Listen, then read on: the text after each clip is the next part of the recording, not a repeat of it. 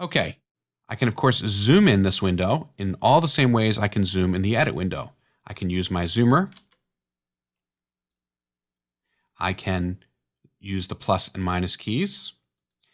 I can use the note grower to look at smaller number of notes, but they'll be larger, and so forth. So here's drums, purple is bass, yellow is clavinet.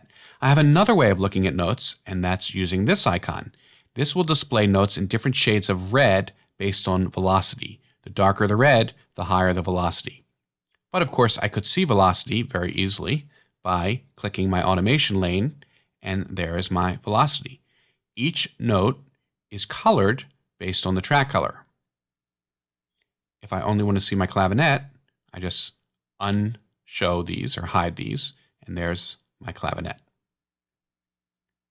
Here's my bass.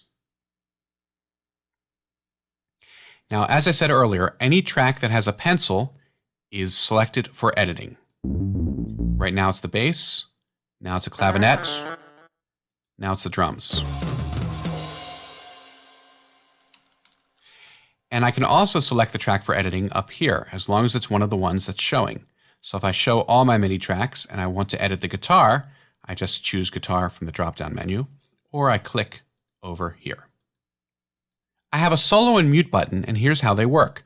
When I press solo, any tracks that are shown in the bottom window are soloed. You can see up here, everything is soloed. If, on the other hand, I only have my bass and my clavinet showing, when I solo, only my bass and clavinet are soloed. If I do mute, only those two tracks are muted.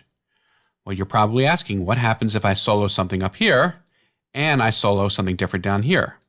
Well, all three get soloed. It does get a little complicated though, because if I turn off one of these manually, now I see an S in a boxed yellow, which means there's some discrepancy between these two tracks and what's soloed up here. It does get a little confusing, but it's nice when I'm working on a MIDI part to just be able to hit solo without going back to my track editor, and now I can hear just those parts. That's just my bass and my clavinet. And if I press solo here, you see my bass and clavinet stayed soloed. It's always a good idea to uncheck solo here, then change the tracks. So drum and bass, now press solo.